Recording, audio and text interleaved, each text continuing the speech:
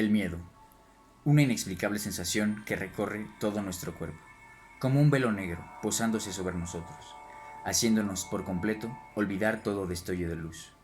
Para quien tiene miedo, todos son ruidos, decía Sófocles, pero algunos convierten este ruido en música, como lo hace el maestro Lovecraft, creador de mundos inimaginarios. Y hoy les traigo uno de sus relatos más célebres, El horror de Dunwich, en donde Wilbur Wheatley, hijo con una personalidad monstruosa de una solitaria familia de Dunwich, conserva parte del atroz secreto del Necronomicon, el libro prohibido. Estos secretos no deben ser revelados a los hombres. Las fuerzas del mal previven y pueden ser invocadas. El horror de Dunwich. Gorgonas, hidras y quimeras. Las calamitosas historias del Seleno y las arpías pueden reproducirse en el cerebro de la superstición, pero estaban allí antes. Son transcripciones, signos. Los arquetipos están en nosotros, eternos. ¿De qué otro modo puede el relato de los sabemos falso llegar a afectarnos a todo? Es que, naturalmente, concebimos terror de tales objetos, considerados con su capacidad de causarnos lesiones corporales. Estos terrores son de mayor antigüedad, datan más allá de la existencia del cuerpo humano. En realidad, no necesitan del cuerpo, pues igual habrían sido sin él. Del tipo de miedo que aquí tratamos es puramente espiritual, que es fuerte en la medida en que estamos sin objeto en la tierra, predomina en el periodo de nuestra infancia. Dificultades cuya solución podría permitirse cierta penetración en nuestra condición ante lo mundano, al menos en la tierra de sombras que fue antes de nuestra existencia. Charles Lamb, Las brujas y otros terrores nocturnos. Al viajar por el norte de la región central de Massachusetts, se puede equivocar de dirección al llegar al cruce de la carretera de Aylesbury. Nada más pasar Dean's Corners, se puede ver que se adentra una extraña y apenas poblada comarca. El terreno se hace más escarpado y las paredes de piedra cubiertas de maleza van encajonando cada vez más el sinuoso camino de tierra. Los árboles de los bosques son allí de unas dimensiones excesivamente grandes y la maleza, las zarzas y la hierba alcanzan una frondosidad rara vez vista en las regiones habitadas.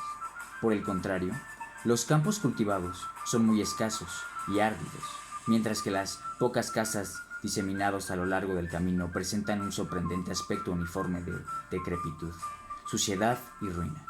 Sin saber con exactitud por qué, uno se atreve a preguntar nada a las arrugas y solitarias figuras que de cuando en cuando se ve escrutar desde puertas medio destruidas o desde pendientes y rocosos prados. Se trata de gente silenciosa y huraña, de esas que al verlas uno tiene la impresión de estar frente a un recóndito enigma, del que más vale no intentar averiguar nada. Y ese sentimiento de extraño desasosiego se reduce cuando, desde el alto camino, se divisan las montañas que se alzan por encima de los tupidos bosques que cubren la comarca. Las cumbres tienen una forma demasiado ovalada y simétrica como para pensar en una naturaleza apacible y normal. Incluso, a veces, pueden verse recortados con singularidad nitidez contra el cielo unos extraños círculos formados por altas columnas de piedra que coronan la mayoría de las cimas montañosas. El camino se halla cortado por barrancos y gargantas de una profundidad incierta. Los toscos puentes de madera que los salvan nos ofrecen excesivas garantías al viajero. Cuando el camino inicia, se atraviesan terrenos pantanosos que despiertan instintivamente una honda repulsión. Incluso llega a invadirle al viajero una sensación de miedo cuando, al ponerse el sol, invisibles chotacabras comienzan a lanzar estridentes chillidos y las luciérnagas, en anormal profusión, se presentan a danzar al ritmo bronco y atrozmente monótono del horizonte nuclear de los sapos. Las angostas y resplandecientes aguas del curso superior del Miskatonic adquieren una extraña forma serpenteante mientras discurren al pie de las abovedadas cumbres montañosas entre las que nace. A medida que el viajero va acercándose a las montañas, repara más en sus frondosas vertientes que en sus cumbres coronadas por altas piedras. Las vertientes de aquellas montañas son tan escarpadas y sombrías que uno desearía que se mantuvieran a distancia, pero tiene que seguir adelante, pues no hay camino que permita eludirlas. Pasado un puente cubierto, puede verse un pueblecito, que se encuentra agazapado entre el curso del río y la ladera contraria al pico de Roman Mountain. Y el viajero se maravilla ante aquel puñado de techedumbres de estilo holandés en un ruidoso estado, que hacen pensar en un periodo arquitectónico anterior al de la comarca circundante. Al acercarse más, no resulta nada tranquilizador comprobar que la mayoría de las casas están desiertas, medio destruidas, y que la iglesia, con el chapitel quebrado, alberga ahora el único y destartalado establecimiento mercantil de toda la aldea. El simple paso del tenebroso túnel del puente infunde ya cierto temor, pero tampoco hay manera de evitarlo. Una vez atravesado el túnel, es difícil que a uno no le salte la sensación de un ligero hedor al pasar por la calle principal y ver la descomposición y la mugre acumuladas a lo largo de siglos. Siempre resulta reconfortante salir de aquel lugar y, siguiendo el angosto camino que discurre al pie de las montañas, cruzar la llanura que se extiende una vez traspuestas las cumbres montañosas hasta volver a desembocar en la carretera de Aylesbury. Una vez allí, es posible que el viajero se entere de que ha pasado por Dunwich. Apenas se ven forasteros en Dunwich, y tras los horrores padecidos en el pueblo, todas las señales que indican cómo llegar hasta él han desaparecido del camino. Pese a ser una región de singular belleza, según los cánones estéticos en boga, no atrae para nada a artistas ni a veraneantes. Hace 2 siglos, cuando a la gente no se le pasaba por la cabeza reírse de brujerías, cultos satánicos o siniestros seres que poblaban los bosques, daban muy buenas razones para evitar el paso por la localidad. Pero en la época racional y de ciencia que transcurre, silenciado el error que se desató sobre Dunwich en 1928 por quienes procuran, por encima de todo, el bienestar del pueblo y del mundo, la gente evita el pueblo sin saber exactamente cuál es la razón. Quizá el motivo de ello radique, aunque no puedan anticiparlo los forasteros desinformados, en que los naturales de Dunwich se han degradado de forma harto repulsiva, habiendo rebasado, con mucho, esa sensación de regresión tan común a muchos apartados rincones de Nueva Inglaterra.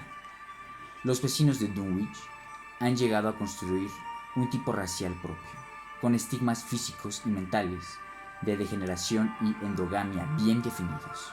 Su nivel medio de inteligencia es increíblemente bajo, mientras que sus anales despiden un apestoso tufo a perversidad y a asesinatos semidescubiertos, a incestos y a infinidad de actos de indecible violencia y maldad. La aristocracia local, representada por los 2 o 3 linajes familiares que vinieron procedentes de Salem en 1692, ha logrado mantenerse algo por encima del nivel general de degeneración, aunque numerosas ramas de tales linajes acabaron por sumirse tanto entre la sórdida plebe que solo recetan sus apellidos como recordatorio de su desgracia. Algunos de los Wadley y de los Bishop siguen aún enviando a sus primogénitos a Harvard y Miskatonic, pero los jóvenes que se van rara vez regresan a las semiderrumbadas tuchedumbres del estilo holandés bajo las que tanto ellos como sus antepasados nacieron y crecieron. Nadie, siquiera quienes conocen los motivos por los que se desató el reciente horror, puede decir qué le ocurre a Dunwich, aunque las viejas leyendas aluden idolátricos ritos y conclaves de los indios en los que invocaban misteriosas figuras provenientes de las grandes montañas, rematadas en forma de bóveda, al tiempo que oficiaban salvajes rituales orgiásticos, contestados por estridentes crujidos y fragoderos salidos del interior de las montañas. En 1647, el reverendo Abijah Hoadley, recién incorporado a su ministerio en la iglesia congregacionista de Dunwich, predicó un memorable sermón sobre la amenaza de Satanás y sus demonios que se cernía sobre la aldea, en el que, entre otras cosas, dijo lo siguiente: no puede negarse que semejantes monstruosidades, integrantes de un infernal cortejo de demonios, son fenómenos harto conocidos como para intentar negarlos. Las impías voces de Azalel y Burrael, de Belzebú y de Belial, las oyen hoy saliendo de la tierra más de una veintena de testigos de toda confianza. Y hasta yo mismo, no hará más de 2 semanas, pude escuchar toda una alusión de las protenencias infernales detrás de mi casa. Los chirridos, redobles, quejidos, gritos y silbidos que ahí se oían no podían proceder de nadie, de nadie de este mundo. Eran de esos sonidos que solo pueden salir de recónditas cimas, que únicamente a la magia negra les he dado a descubrir y al diablo penetrar. No había pasado mucho tiempo desde la lectura de este sermón, cuando el reverendo desapareció sin que supiera más de él. Si bien sigue conservándose el texto del sermón impreso en Springfield. No había año en que no se oyese y viese cuanto de este estrepitoso fragores en el interior de las montañas, y aún hoy tales ruidos siguen sumiendo a la mayor perplejidad a geólogos y fisiógrafos. Otras tradiciones hacen referencia a fétidos olores en las inmediaciones de los círculos de rocosas columnas que coronan las cumbres montañosas y ante etéreos cuya presencia puede detectarse difusa a ciertas horas en el fondo de grandes barrancos. Mientras otras leyendas tratan de explicarlo todo en función del Devil Hope Yard, una ladera totalmente baldía, en la que no crecen árboles, ni matorrales, ni hierba alguna.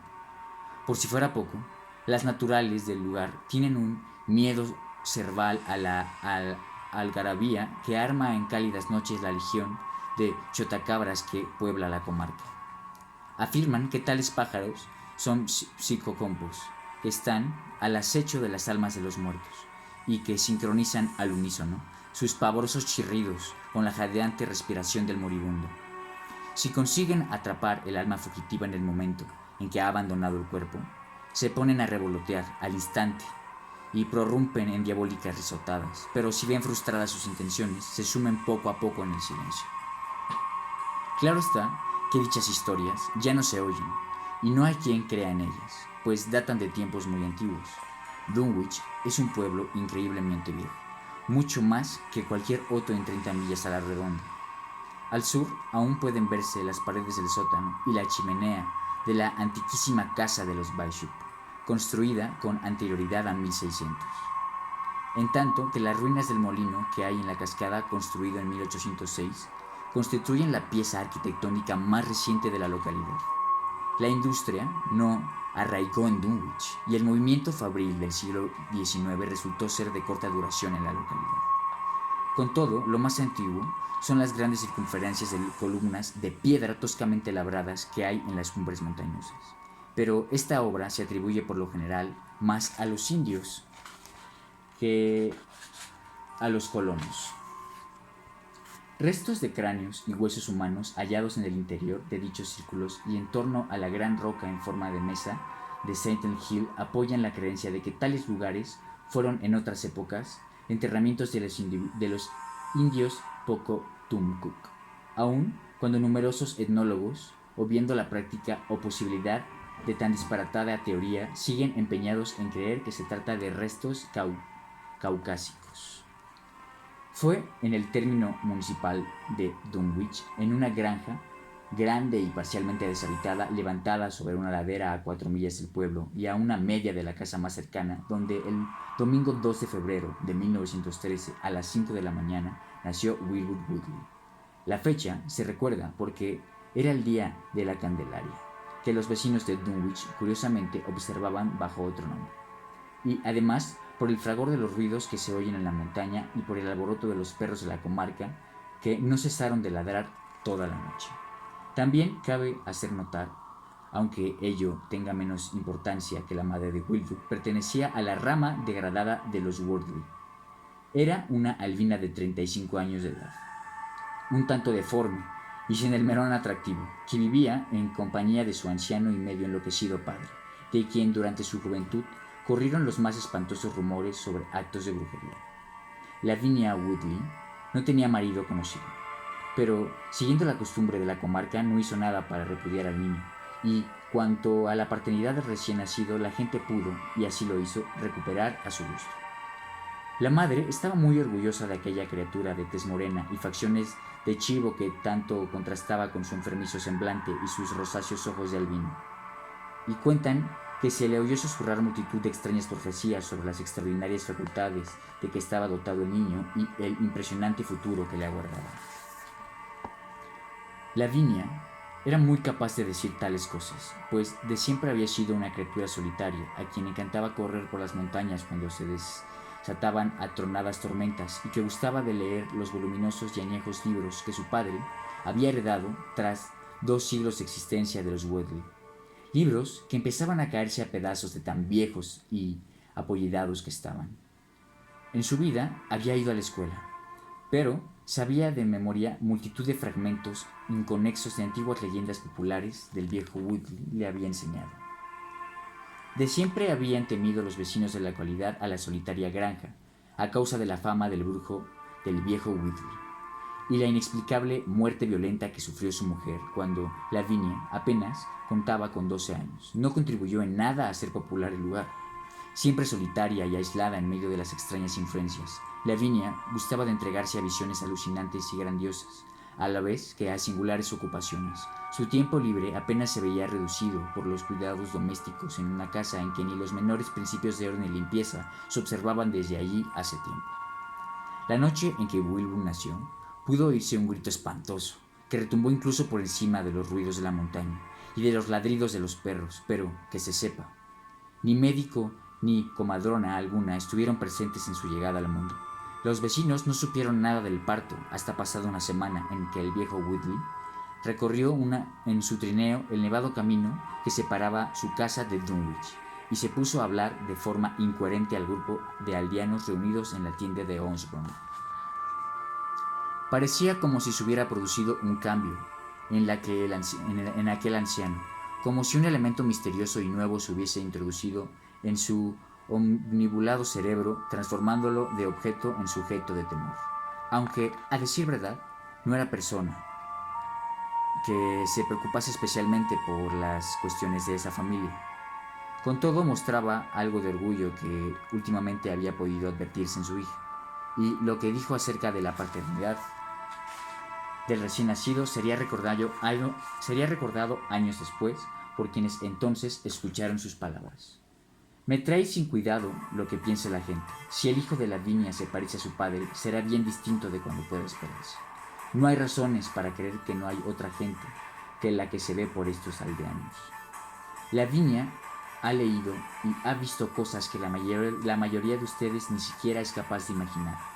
Espero que su hombre sea tan buen marido como el mejor que pueda encontrarse por esta parte de Aylesbury. Y si supieran la mitad de cosas que yo sé, no desearían mejor casamiento por la iglesia, ni aquí ni en ninguna otra parte. Escuchen bien esto que les digo. Algún día oirán todos al hijo de Lavinia pronunciar el nombre de su padre en la cumbre de Silent Hill. Las únicas personas que vieron a Wilbur durante el primer mes de su vida fueron el viejo Zacharias Woodley, de la rama aún no degenerada de los Woodley, y a Mame Bishop, la mujer con quien vivía desde hace años el señor Earl Swivel. La visita de Mame obedeció a la pura curiosidad, y las historias se contó confirmando sus observaciones, en tanto que Zacarías fue por ahí a llevar un par de vacas a la raza Aldrin que el viejo Woodley le había comprado a su hijo Curtis.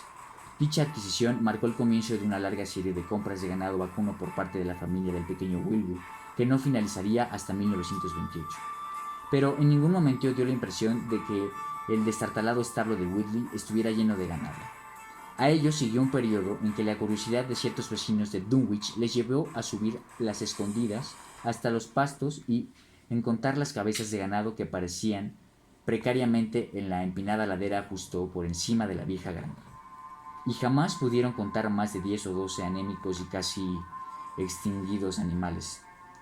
Debía ser una plaga o enfermedad, originada quizá en los insalubres plastos, o transmitida por algún hongo madera, contaminados del mundo estable, lo que producía tan crecida mortalidad entre el ganado de los Wood.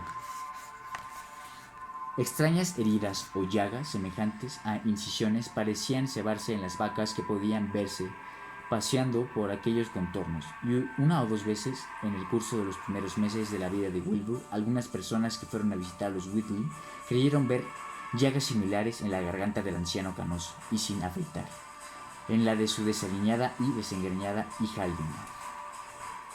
En la primera primavera que siguió al nacimiento de Wilbur, Lavinia reanudó sus habituales correrías por las montañas, llevando en sus desproporcionados brazos a su criatura de tez oscura. La curiosidad de los alcianos hacia a los Woodley remitió tras ver al otoño, y nadie se le ocurrió hacer el menor comentario sobre el portentoso desarrollo del recién nacido, visible de un día para otro. La realidad es que Wilbur crecía a un ritmo impresionante, pues a los 3 meses había alcanzado ya una talla y fuerza muscular que raramente se observaba en niños menores de un año. Sus movimientos y hasta sonidos vocales mostraban una contención y una ponderación harto singulares de una criatura de su edad, y prácticamente nadie se asombró cuando a los 7 meses comenzó a andar sin ayuda alguna, con pequeñas vacilaciones que al cabo de un mes había desaparecido por completo. Al poco tiempo, exactamente la víspera de Todos los Santos, pudo divisarse una gran hoguera a medianoche encima de Sentinel Hill. Allí, donde se levantaba la antigua piedra con forma de mesa en medio de un túmulo de antiguas osamentas. Pero por el pueblo corrieron toda clase de rumores, a raíz de que Silas Bishop, de la rama no degradada de los Bishop, dijese haber visto al chico de los Woodley subiendo a toda prisa la montaña delante de su madre, justo una hora antes de advertirse las llamas.